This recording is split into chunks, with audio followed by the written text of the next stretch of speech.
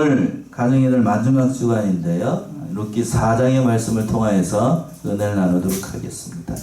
그래서 이 4장에 있는 말씀을 의지해서 룻이 보아스와 결혼하니라 라는 말씀의 제목으로 은혜 나누도록 하겠습니다. 룻이 누구랑 결혼을 하겠다고요? 보아스랑 결혼하겠습니다. 이 본문의 말씀은 이제 적법한 절차를 거쳐서 룻이 기업물을 자로 선정된 보아스와 마침내 결혼을 하게 되는 장면입니다.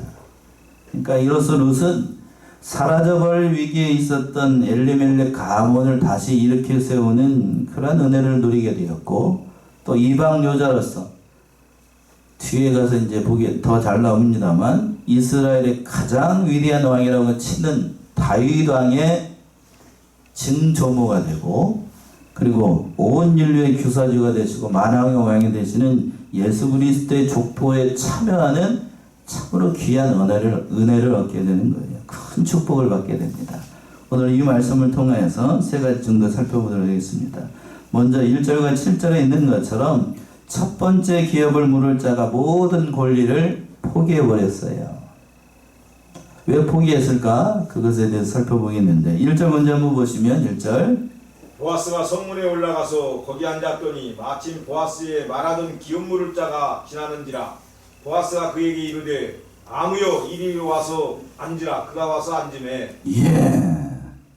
이제 이 말씀은 3장에 있는 내용을 조금 이해를 해야 되는데 3장을 전에 한번 했던 기억이 있어서 잠깐만 말씀을 드리면, 이제 지난주에 그랬죠? 이 룻이 어느 밭에 가게 됐다고요? 누구의 밭으로? 보에스의 밭으로 가서 그 이삭을 주어가지고 시어머니를 공개를 했어요. 그리고 난 다음에 어떤 일이 있었냐면 이 시어머니가 누구에게 이제 가라고 그랬냐면 보아스의 집에 가가지고 예쁘게 화장을 하고 결혼할 준비를 하라. 그래서 어디 밑에 들어가 있으라고 그랬냐면 그 보아스가 자는 이불 밑에 들어가 있으라고 그랬어요. 그리고 난 다음에 그 일이 있고 난 다음에 보아스가 깜짝 놀래가지고 3장에 있는 내용이에요. 그래서 내가 기업을 다 물어줄 테니 정당한 방법을 취해서 그 약속을 하고 난 다음에 보아스가 정당한 방법으로 오늘 4장에서 이 룻과 결혼을 하는 거예요. 기업을 물어주겠다고 하니 약속을 지켜야 될 거 아니에요? 그래서 약속을 지키기 위해서 보아스가 이렇게 행동을 하는 거예요. 그래서 1절 시작을 할 때 그랬습니다. 보아스가 성문에 올라가서 거기에 앉았더니 라고 되어 있는데, 여기서 성문이라고 하는 건 베들레헴 그 성문을 가리키는 겁니다. 당시 성문은 그냥 출입하는 그런 용도로 썼던 게 아니고, 재판이나 이스라엘 백성들이 중요한 사건을 결정을 할 때에 그 모임을 가졌던 장소가 바로 성문이었어요. 성문. 그러니까 오늘날로 얘기한다라고 하면 재판하는 곳입니다. 재판소, 그런 곳입니다. 거기에 가가지고 보아스가 거기 앉았던 재판을 하면서 이 기업 묻는 일을 처리를 하기 위해서 거기에 앉았던 겁니다. 그때 마침 누가 지나가게 됐냐면 중반절에서 그랬죠. 마침 보아스가 말하던 기업 물을 자가 지나갔어요. 그러니까 지어가니까 그를 불러 세웁니다. 불러 세울 때 뭐라고 그랬어요? 아무여 이리로 와서 앉으라 라고 했습니다. 보아스는 자기보다 엘리멜렉에 가까운 그 친척을 부를 때에 뭐라고 불렀다고요? 아무여. 우리말로 하면 아무개요 라고 부른 거예요. 아무개. 이 보아스 그렇다라고 하면 여기서 우리가 한 가지 생각을 해봐야 되는데, 보아스가 이 사람의 이름을 몰랐을까요? 몰랐을까요? 알았을까요? 알았겠죠? 그렇다면 보아스가 이 사람의 이름을 몰라서 이렇게 불렀을까요? 아니겠죠? 그런데 성경에서 보게 되면 보아스는 이 사람의 이름을 아마 불렀을 거라고요. 예를 들어서 말똥이, 소똥이 이렇게 불렀을 거 아니에요? 불렀을 것인데 성경을 썼던 이 룻기의 저자는 이 사람의 이름을 기록하지 않았어요. 왜 그랬을까요? 왜 기록하지 않았죠? 이름을 알 필요가 없으니까요. 이름을 알 필요가 없어. 왜 이름을 알 필요가 없는가? 그 이유가 뒤에 가서 나옵니다. 그 이유가 뒤에 가서 나오는데, 보아스보다 그 기업을 물어줄 가까운 친척이었습니다. 가까운 친척이었으니까 자기에게 찾아온 이 기회를 잘 활용을 해가지고 그 기업을 잘 물어줬더라고 하면 보아스보다도 더 은혜를 받아서 이 보아스가 이 그리스도의 족보에 참여하는 게 아니고 누가 족보에 참여하죠? 이름이 없는 이 사람이 거기에 참여할 뻔했다고요. 근데 이 사람은 자기의 재산에 손해가 날까봐 그 기업을 물어주지 않으니까 다 거절해. 발로 차버려요. 굴러온 복을 뭘로 차버려요? 발로 차버렸어요. 발로 차버리니까 뭘 기록할 필요가 없죠? 이름을 알 필요가 없는 거예요. 한마디로 얘기하면 쓸데없는 사람이라는 거예요. 쓸데없는 사람. 그러니까 아무요 라고 이렇게 보아스는 직접 이름을 불렀을 것인데 성경을 기록한 사람이 그 이름을 어떻게 했어요? 기록하지 않았습니다. 그 보아스가 2절 보시면 어떻게 행동을 했을까요? 2절 보시면 보아스가 성읍 장로 10인을 청하여 가로되 당신들은 여기 앉으라. 그들이 앉음에 예, 보아스가 성읍 장로 몇 사람을 청했다고요? 10명을 청했습니다.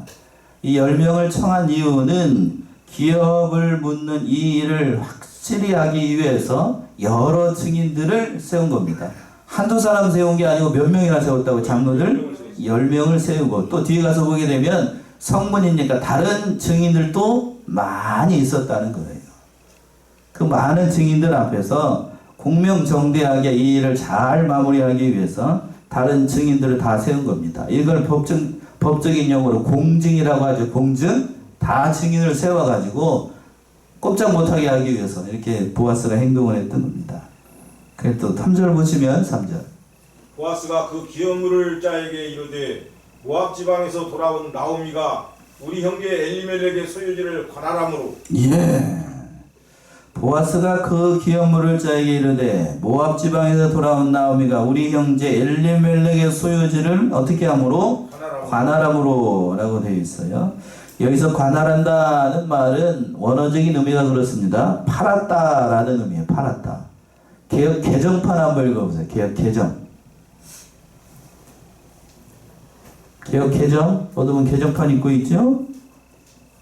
보아스가 그 기업 물자기 이르되 모압 지방에서 돌아온 나오미가 우리 형제 엘리멜렉의 소유지를 살려함으로. 네, 사려함으로라고 되어 있죠? 팔려함으로라고 되어 있나요?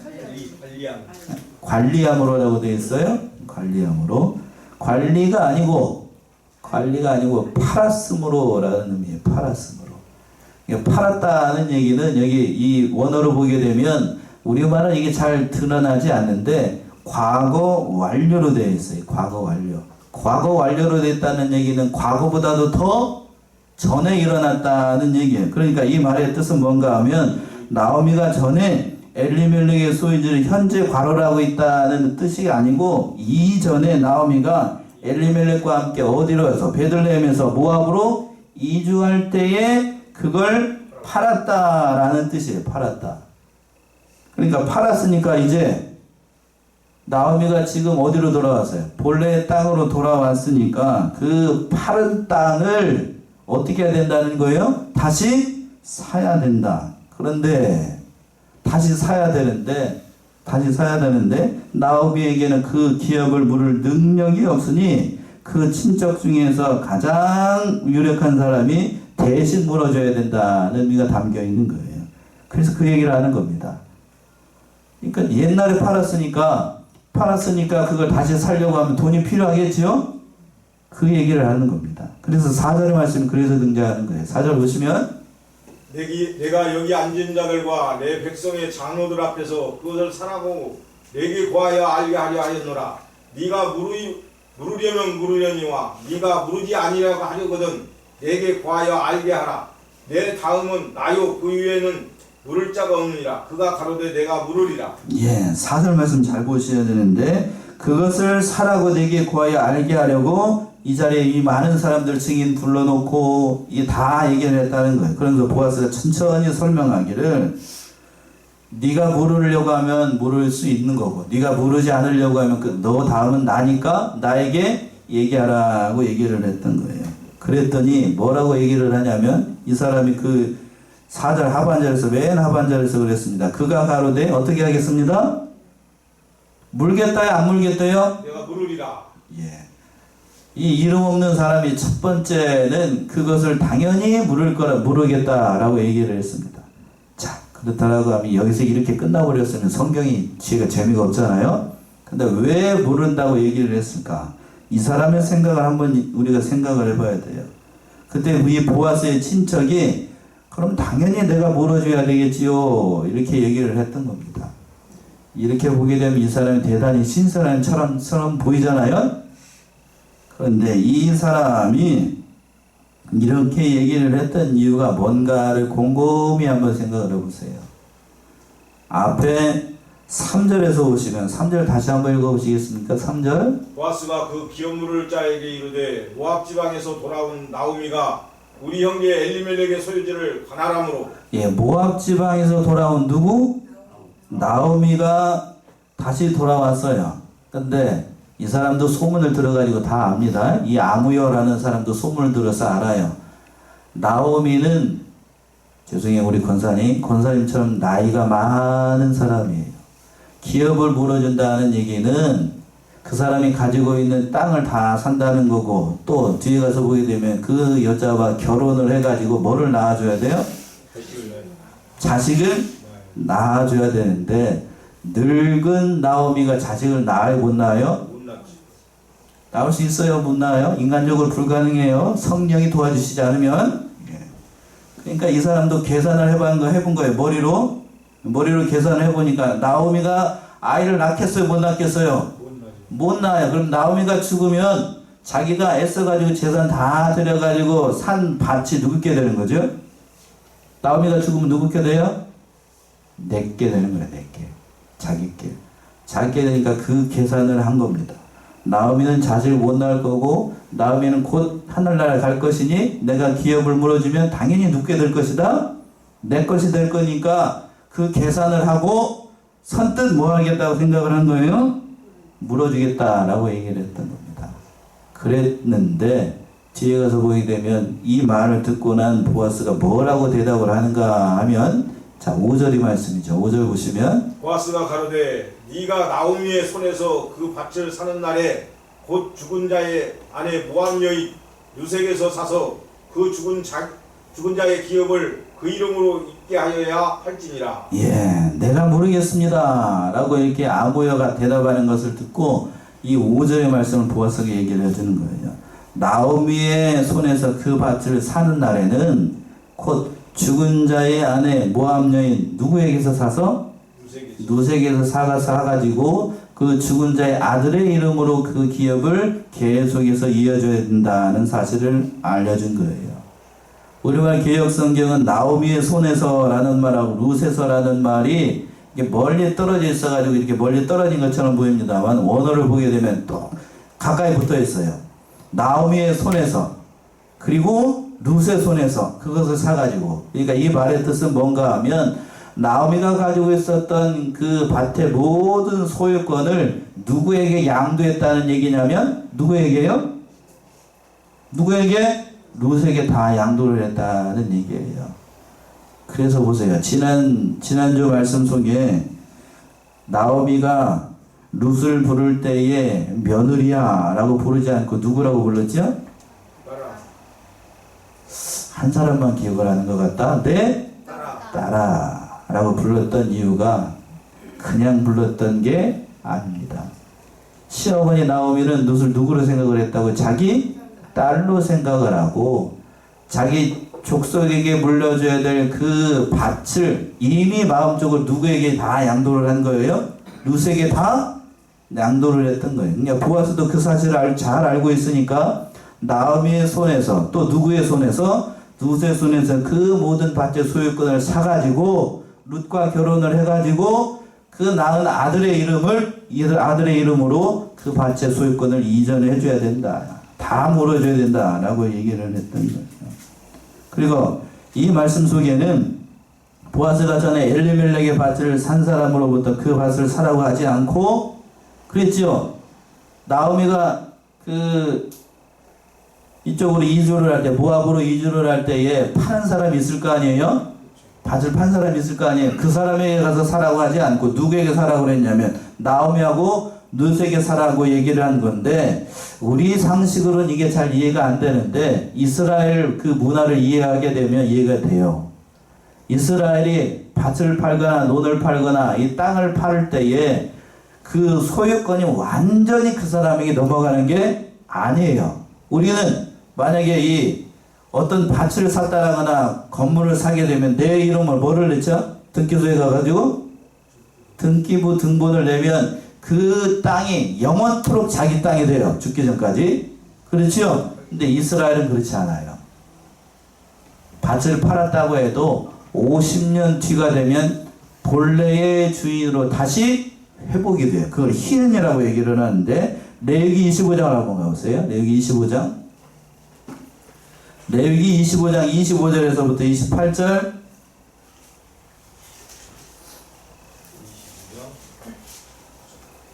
레위기 25장 25절에서부터 28절. 만일 너희 형제가 가난하여 그 기업 얼마를 팔았으면 그 금족이 와서 동쪽에 판 것을 물을 것이요, 만일 그것을 물을 사람이 없고 자기가 부욕해 되어 물을 힘이 있거든 그 판 해를 계수하여 그 남은 값을 산자에게 주고 그 기업으로 돌아갈 것이니라. 그러나 자기의 물을 힘이 없으면 그 판 것이 희년이 이르기까지 산자의 손에 있다가 희년에 미쳐 돌아올지니 그가 곧 그 기업으로 돌아갈 것이니라. 28절에서 그랬죠. 그러나 자기가 물을 힘이 없으면, 팔았는데 그걸 다시 살 능력이 없으면 어떻게 되는가? 그 판 것이 어느 때까지? 희년이 이르기까지. 거기까지. 희년이라는 말에 50이라고 쓰세요. 50년이 뒤가 되면 그 산자의 손에서 희년에 미쳐서 그가 판자에게 다시 기업이 돌아오게 돼요. 그러니까 토지를 빼앗기거나 잘못된 방법으로 토지를 빼앗겼어도 50년이 지나게 되면 다시 본래의 주인으로 다시 돌아오도록 한 거예요. 하나님께서 이스라엘 백성들을 보존하기 위해서, 그러니까 악한 방법으로 땅이나 건물이나 이런 걸 빼앗지 못하도록 하기 위해서 하나님께 이렇게 율법으로 정해 놓으셨던 거예요. 그러니까 이스라엘을 하나님께서 어떻게 사랑하시는가를 잘 알 수 있죠. 그래서 이 말씀을 그대로 적용한다라고 하면 그 기업을 지금 네가 지금 나오미의 손에서 또 룻의 손에서 사가지고 죽은 자의 이름으로 그 일을 다 이루어줘야 될 것이다. 이렇게 얘기를 했더니 이 사람이 뭐라고 얘기를 하는가? 6절의 말씀이죠. 6절 보시죠. 6절이요. 기업 물을 자가 가로되 나는 내 기업에 손해가 있을까 하여 나를 위하여 물으지 못하노니 나의 물을 권리를 네가 취하라. 나는 물으지 못하겠노라. 예, 보아스의 차근차근 설명을 듣고 난 다음에 이 사람이 뭐라고 이러는가? 6절 보시면, 다시 한번 보시면, 그 기업물을 자가 가로되 나는 내 기업에 뭐가 있을까 하여? 손해가 있을까 하여. 손해가 있을까 하여 나를 위하여 물으지 못하노니 나의 물을 권리를 네가 취하라. 나는 물으지 뭐하겠노라? 못하겠노라. 이 무명의 기업물을 자를 처음에는 그랬어요.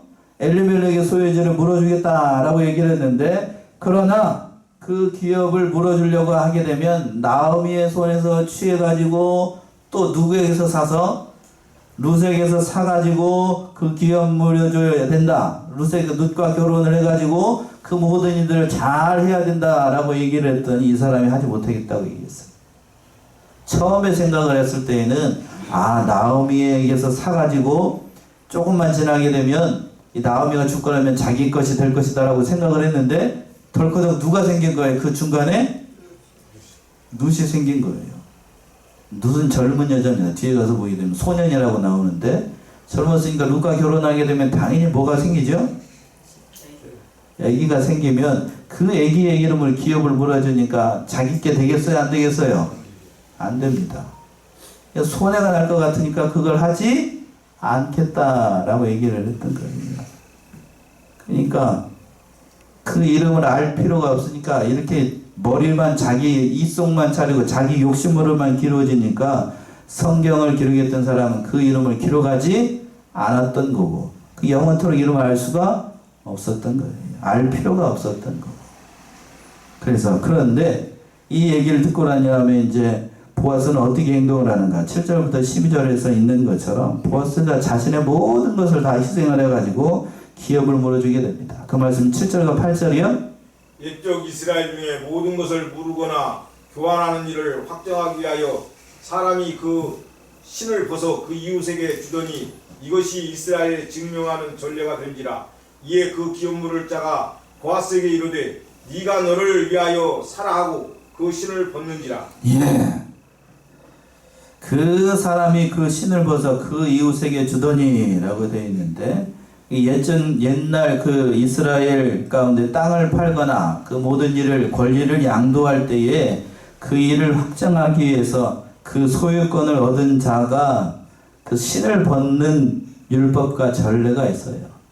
자, 신명기 25장을 한번 가보시겠습니까? 신명기 25장. 신명기 25장 7절부터 10절 한번 보세요. 신명기 25장.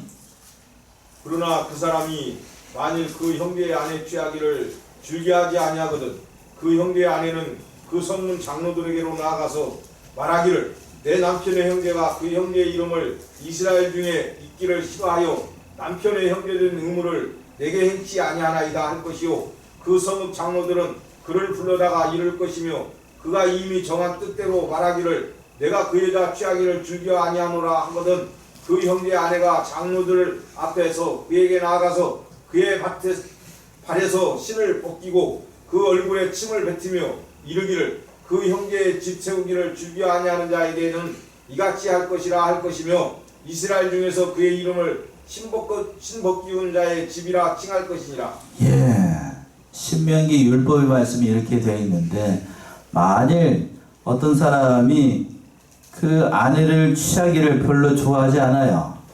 왜? 자기에게 손해가 날 것 같고 그 아내가 별로 쉽게 얘기해서 그 의무를 하지 않으려고 하면 그 여자가 즉 오늘 본문에서만 얘기한다라고 하면 나오미나 룻이 그 기업 물을 자에게 가가지고 신에서 발에서 뭐를 벗겨버려요? 신을 벗어버려요. 신을 율법의 말씀은 자기가 신을 벗는 게 아니고 그 여자가 가가지고 그 남자의 뭐를 벗겨버린다고요? 신을 벗겨버리고 또 뭐라고 있는가 하면 8절 다시 한번 보셔요. 제가 읽어볼게요.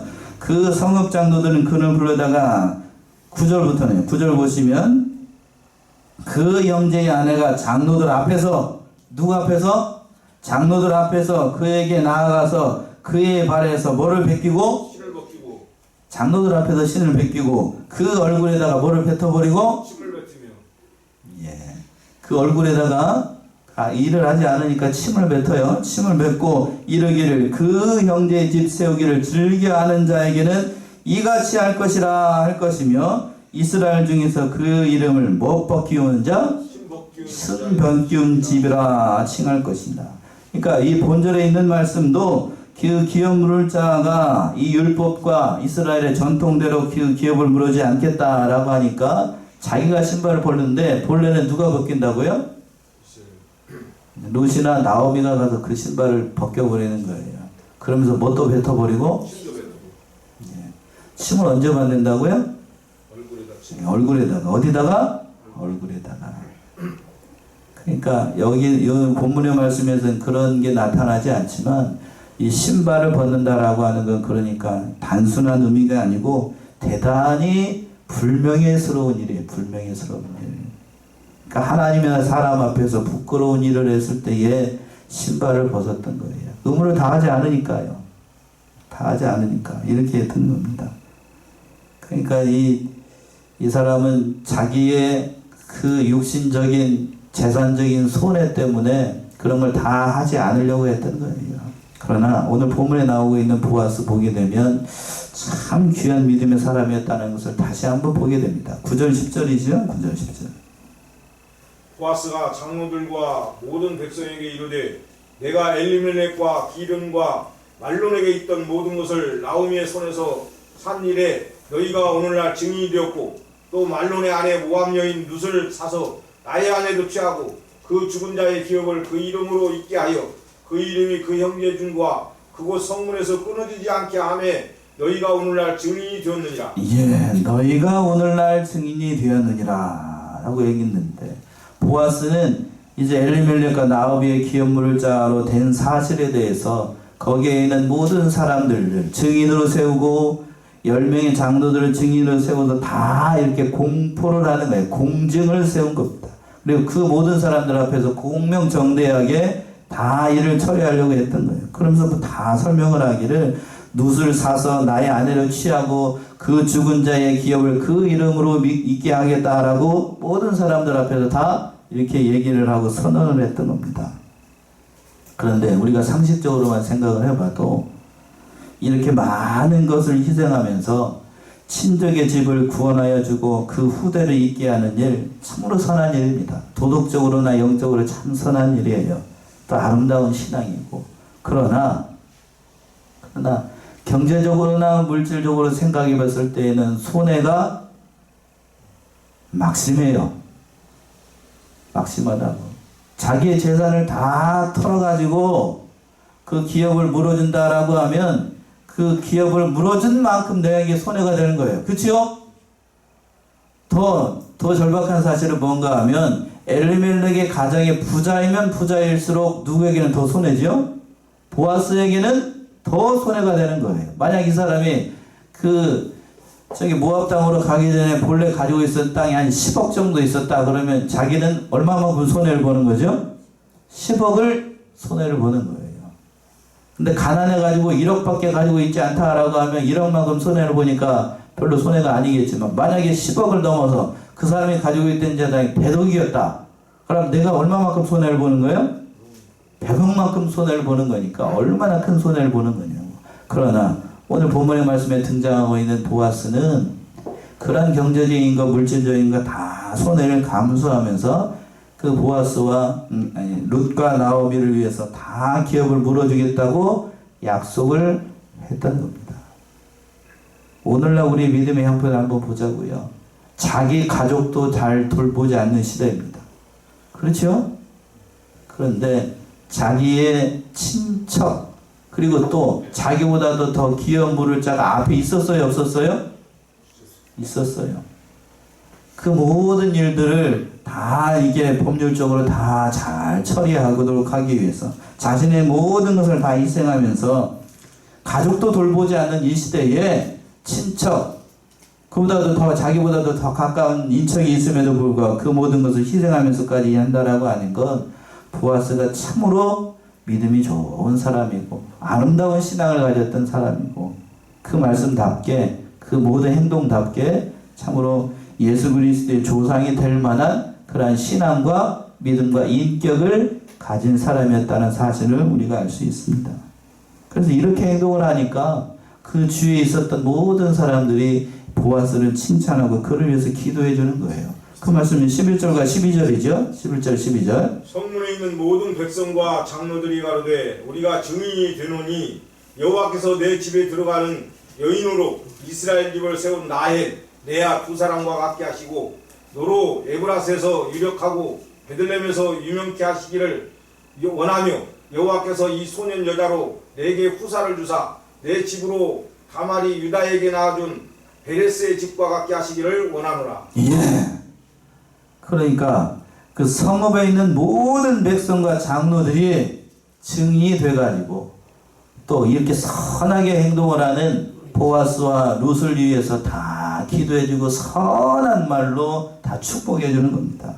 그래서 뭐라고 그랬냐면 내 집에 들어가는 여인으로 이스라엘 집을 세운 누구와 누구 같게 하시고 라헬과 레아와 같이 하나님께서 복을 주셔가지고, 라헬과 레아는 이스라엘 12지파를 낳은 그 어머니들이에요. 그와 같이 하나님께서 복을 주시기를 원했도록 이렇게 기도를 했던 거고, 또 에브라스에서 유력하고 베들레헴에서 유명케 하기를 원하며, 지금 보아스가 그 주변에서 가장 부하고 유명한 사람이 되기를 기도해 줬던 거고, 또 다말이 유다에서 낳아준 베레스의 집과 같게 하기를 원한다. 여기서 베레스라고 하는 사람이 등장을 하는데, 이 베레스는 유다의 며느리였던 다말을 통해서 낳은 아들입니다. 부끄러운 과거를 가지고 있는 사람이에요. 그런데 이 베레스가 하나님께서 은혜를 주셔가지고 크게 번성을 합니다. 예수님의 족보에도 들어간 사람이고, 그와 같이 하나님께서 복을 주시기를 원했던 거예요. 부끄러운 과거를 잊지만 그러나 하나님께서 복을 주셨던 것처럼 역시 마찬가지예요. 여기에 나오고 있는 룻도 부끄러운 과거를 가지고 있어요. 모압 여인이라는 아주 약점이 있었고 그러나 하나님께서 과부였고 그렇다 할지라도 하나님을 찾아서 하나님의 믿음으로 가지고 오게 되면 하나님께서 복을 주신다는 사실을 깨닫고 이 사람들이 이렇게 그들을 위해서 기도를 했던 겁니다. 그랬더니 이렇게 기도했더니 하나님께서 진실로 복을 주십니다. 마지막으로 세 번째 13절부터 22절에 있는 것처럼 룻과 보아스가 그리스도의 족보에 참여하게 되는 거예요. 큰 은혜를 받게 됩니다. 13절 보시면 이에 보아스가 룻을 취하여 아내를 삼고 그와 동침하였더니 여호와께서 그로 잉태케 하심으로 그가 아들을 낳은지라. 예. 가번절에서 그랬죠. 여호와께서 그로 잉태케 하심으로 그가 뭐를 낳았다고요? 아들을 낳았습니다. 하나님의 섭리 가운데 두 사람이 만나가지고 이제 결혼까지 하고 아이를 낳게 됐다는 거예요. 그래서 그 낳은 아이를 보고 14절 15절 여인들이 나오미에게 이르되 찬송할지로다 여호와께서 오늘날 네게 기업을 물을 자가 없게 아니하셨도다. 이 아이의 이름이 이스라엘 중에 유명하게 되기를 원하노라. 이는 내 생명의 회복자며 내 노년의 봉양자라. 곧 너를 사랑하며 일곱 아들보다 귀한 자가 낳은 자로다. 예, 15절에서 그랬습니다. 15절 하반절에서 보시면 곧 너를 사랑하며 일곱 아들보다 귀한 자부가 나왔다. 일곱 아들보다 귀한 자부가 낳은 자다라고 하는 것. 지금도 그렇습니다만 예전에는 아들이 일곱이 있다라고 하면 그 사람 복 받은 거예요? 복 안 받은 거예요? 복 받은 거죠. 아들을 일곱이 낳았으니 얼마나 자랑할 만한 일이에요. 근데 이 이스라엘 여자들이 뭐라고 그랬냐면 일곱 아들보다 귀한 자부. 일곱이라는 숫자는 단순한 숫자가 아니고 완전수예요. 그러니까 하나님께서 그 많은 복을 준 일곱 아들보다도 가장 귀한 자부. 그게 누구예요? 룻이에요. 룻. 그러니까 얼마나 귀한 아들. 우리가 봐도 이게 참으로 귀한 딸이잖아요. 귀한 딸. 바로 룻을 이렇게 칭찬을 했던 거예요. 그래서 16절 17절 보시면 16절 17절 나오미가 아기를 취하여 품에 품고 그의 양육자가 되니 그 이웃 여인들이 그에게 이름을 주되 나오미가 아들을 낳았다 하여 그 이름을 오벳이라 하였는데 그는 다윗의 아비인 이새의 아비였더라. 예. 그 이름을 오벳이라 하였는데 그는 다윗의 아비인 누구의 아버지? 이사의 아빠였습니다. 이사의 아버지. 보아스가 룻에게서 아들을 낳았는데 이웃에 있던 여인들이 그 아예 이름을 지어줬어요. 자기가 지은 게 아니고 옆에 있는 사람들이 지어줬다고요. 뭐라고 지었다고요? 오벳. 오벳이라는 이름의 뜻이 뭔가? 섬기는 자라는 뜻이에요. 섬기는 자. 말 그대로 이 오벳이 섬기는 자로 나오미를 섬겼고 룻을 섬겼고 모든 사람들을 섬기는 그런 사람이 됐어요. 그 이름값 그대로 이 오벳이라는 사람이 다윗의 혈통이 됩니다. 직속 조상이 돼요. 직속 조상. 하나님의 은혜가 남달랐던 거죠. 그러고 난 다음에 마지막으로 18절과 22절에서 보시면 그 족보가 등장합니다. 18절 22절 베레스의 세계는 이러하니라. 베레스는 헤스론을 낳았고 헤스론은 람을 낳았고 람은 아미나답을 낳았고 아미나답은 나손을 낳았고 나손은 살몬을 낳았고 살몬은 보아스를 낳았고 보아스는 오벳을 낳았고 오벳은 이새를 낳았고 이새는 다윗을 낳았더라. 예. 왜 이 족보를 등장시켰는가 곧 아시겠죠? 이 족보가 누구의 족보냐면 다윗의 족보이고 다윗의 족보는 곧 누구의 족보요? 예수님의 족보예요. 이 두 사람이 그러니까 보아스와 룻이 어느 족보에 참여하게 되냐면 예수님의 족보에 참여하게 되는 거예요. 놀라운 은혜를 받았던 거예요. 여기만 그렇게 기록한 게 아니고 한 군데만 더 찾아봐요. 마태복음 1장이죠. 마태복음 1장 6절 마태복음 1장 6절 아니 1장 1절부터 6절